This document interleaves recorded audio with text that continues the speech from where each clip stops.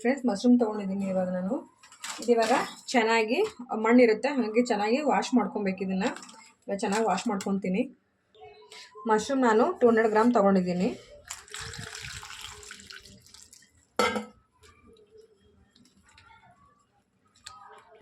ನೋಡಿ, ನಾನು ಚೆನ್ನಾಗಿ ವಾಶ್ ಮಾಡಿ ಇಟ್ಕೊಂಡಿದ್ದೀನಿ. ಇವಾಗ ಇದನ್ನು ಒಂದು ಲೇಯರ್ ಸಿಪ್ಪೆ ಬರುತ್ತೆ, ಅದು ಲೇಯರ್ ಅದು ಒಂದು ಸಿಪ್ಪೆ ತೆಗಿಬೇಕು. ನೋಡಿ, ಈ ಥರ ಬರುತ್ತೆ. ನೋಡಿ, ಈ ಥರ ನಿಧಾನಕ್ಕೆ ಎಲ್ಲ ಮಶ್ರೂಮ್ನು ಸಿಪ್ಪೆಲ್ಲ ಬಿಡಿಸ್ಕೊಳ್ಳಿ. ನೋಡಿ ಫ್ರೆಂಡ್ಸ್, ಇವಾಗ ಸಿಪ್ಪೆಲ್ಲ ತೆಗೆದುಬಿಟ್ಟು ಇನ್ನೊಂದ್ಸರಿ ತೊಳೆದಿಟ್ಕೊಂಡಿದ್ದೀನಿ. ಇವಾಗ ಕಟ್ ಮಾಡೋದು ಒಬ್ಬೊಬ್ಬರಿಗೆ ಗೊತ್ತಿಲ್ಲ ಯಾವ ಥರ ಕಟ್ ಮಾಡ್ಕೊಳ್ಳೋದು ಅಂತ ಹೇಳ್ಬಿಟ್ಟು, ಹಾಗಾಗಿ ಕಟ್ ಮಾಡೋದು ತೋರಿಸ್ತಾ ಇದ್ದೀನಿ. ನೋಡಿರಿ, ಈ ಥರನೂ ಕಟ್ ಮಾಡ್ಕೋಬೋದು. ಚಿಕ್ಕ ಚಿಕ್ಕದು ಬೇಕು ಅಂತಂದರೆ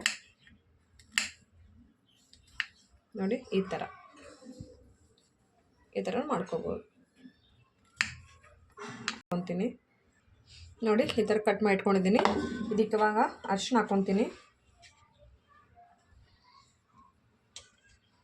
ಸ್ವಲ್ಪ ಮ್ಯಾರಿನೇಟ್ ಮಾಡ್ಕೊ ಇಟ್ಕೊಳ್ಳೋಣ ಅಂಥೇಳಿ ಉಪ್ಪು ಹಾಕ್ಕೊತಾ ಇದ್ದೀನಿ. ಧನಿಯಾ ಪೌಡ್ರು, ಸ್ವಲ್ಪ ಗರಂ ಮಸಾಲ ಮತ್ತು ಸ್ವಲ್ಪ ಅಚ್ಚ ಖಾರದ ಪುಡಿ ಇಷ್ಟು ಹಾಕ್ಕೊತಾ ಇದ್ದೀನಿ. ಮತ್ತು 2-3 ಸ್ಪೂನು ಮೊಸರು ಹಾಕ್ಕೊತೀನಿ.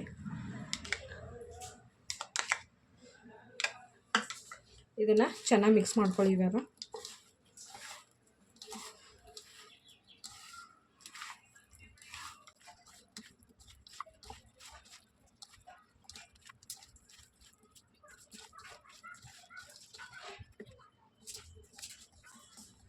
ಇದಿವಾಗ ಒಂದು 5-10 ಮಿನಿಟ್ಸ್ ಬಿಡೋಣ. ನಾನು ಕಾಜುನ ಈ ಥರ ತರಿಯಾಗಿ ರುಬ್ಕೊಂಡಿದ್ದೀನಿ. 2 ಟೊಮೆಟೊ ಕಟ್ ಮಾಡ್ಕೊತಾ ಇದ್ದೀನಿ. ಇದು ಮಿಕ್ಸಿ ಮಾಡ್ಕೊತಾ ಇದ್ದೀನಿ. ಟೊಮೆಟೊ ತೊಗೊಂಡು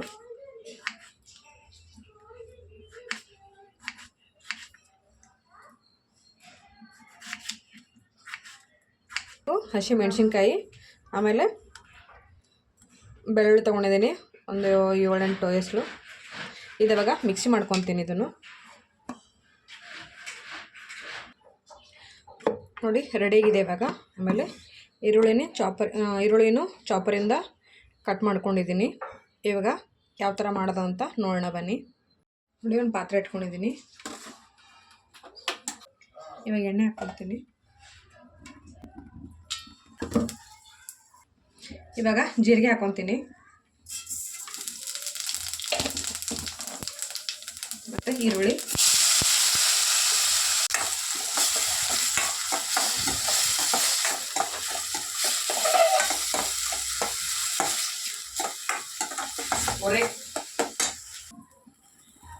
ನೋಡಿ ಟೊಮೊಟೊ ಪ್ಯೂರಿ ಹಾಕ್ಕೊತೀನಿ.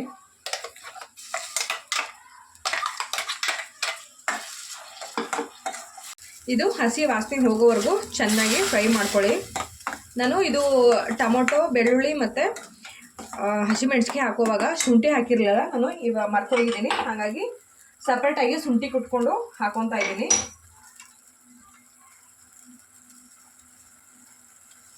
ಇವಾಗ ಇದು ಚೆನ್ನಾಗಿ ಫ್ರೈ ಮಾಡ್ಕೊಳ್ಳಿ. ಇದಕ್ಕೆ ಇವಾಗ ಉಪ್ಪು ಹಾಕ್ಕೊತೀನಿ ಸ್ವಲ್ಪ. ಆವಾಗಲೇ ಹಾಕ್ಕೊಂಡಿದ್ದೀವಲ್ಲ, ಹಾಗಾಗಿ ನೋಡಿಕೊಂಡು ಹಾಕ್ಕೊಳ್ಳಿ ಎಷ್ಟು ಬೇಕಷ್ಟು.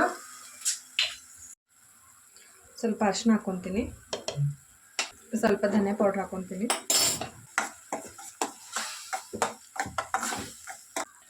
ನೋಡಿ, ಇದು ಇವಾಗ ಚೆನ್ನಾಗಿ ಫ್ರೈ ಆಗಿದೆ. ನಾವು ಆವಾಗೇ ಮಶ್ರೂಮ್ನ ಮ್ಯಾರಿನೇಟ್ ಮಾಡಿಟ್ಟಿದ್ವಿ, ಅದು ಇವಾಗ ಹಾಕ್ಕೊತೀನಿ.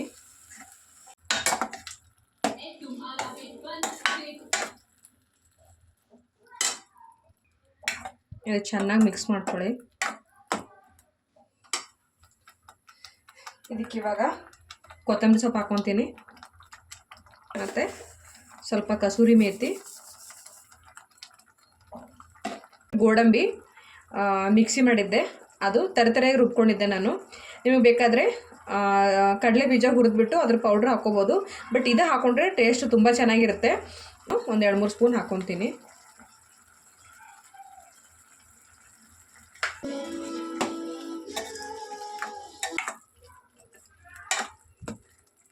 ಇದು ಹೀಗೆ ಒಂದು 5 ನಿಮಿಷ ಮುಚ್ಚಿಡೋಣ. ಒಂದು ಪಾತ್ರೆಯಿಂದ ಮುಚ್ಚಿಡ್ತಾ ಇದ್ದೀನಿ. ಉರಿನ ಕಮ್ಮಿ ಇಟ್ಬಿಟ್ಟು ಒಂದು 5-6 ನಿಮಿಷ ಬೇಯಿಸ್ಕೊಳ್ಳಿ ಹಿಂಗೇನೆ. ಬನ್ನಿ ಫ್ರೆಂಡ್ಸ್, ಗ್ರೇವಿ ಯಾವ ಥರ ಆಗಿದೆ ನೋಡಿ. ಎಷ್ಟು ಚೆನ್ನಾಗಿದೆ, ಕಲರ್ ಎಷ್ಟು ಚೆನ್ನಾಗಿ ಬಂದಿದೆ.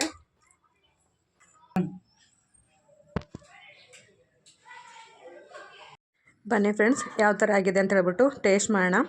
ಇದು ನನ್ನ ಮಗನಿಗೆ ಇಷ್ಟ, ಹಾಗಾಗಿ ದೊಡ್ಡವನಿಗೆ ತಿನ್ನಿಸೋದೀನಿ ಫಸ್ಟು. ನಾನು ಟೇಸ್ಟ್ ನೋಡಿದೆ, ಟೇಸ್ಟ್ ಅಂತೂ ಸೂಪರಾಗಿತ್ತು. ಗೋಡಂಬಿ ಫ್ಲೇವರ್ ತುಂಬ ಚೆನ್ನಾಗಿ ಬರ್ತಾಯಿತ್ತು. ರೆಸ್ಟೋರೆಂಟಲ್ಲಿ ಯಾವ ಥರ ಇರುತ್ತೋ, ಯಾವ ಥರ ಫ್ಲೇವರ್ ಬರುತ್ತೋ ಆ ಥರನೇ ಫ್ಲೇವರ್ ಬರ್ತಾಯಿತ್ತು. ಆಮೇಲೆ ಈ ವಿಡಿಯೋ ಇಷ್ಟ ಆದರೆ ಪ್ಲೀಸ್ ಒಂದು ಲೈಕ್ ಮಾಡಿ. ಹಾಗೆ ನನ್ನ ಚಾನಲನ್ನು ಯಾರು ಸಬ್ಸ್ಕ್ರೈಬ್ ಮಾಡ್ಕೊಳ್ಳಿಲ್ಲ ಪ್ಲೀಸ್ ಸಬ್ಸ್ಕ್ರೈಬ್ ಮಾಡ್ಕೊಳ್ಳಿ. ನಮ್ಮ ವಿಡಿಯೋ ನೋಡ್ತಾ ಇರಿ, ನಮ್ಮ ಚಾನಲಿಗೆ ಸಪೋರ್ಟ್ ಮಾಡಿ. Thank you very much.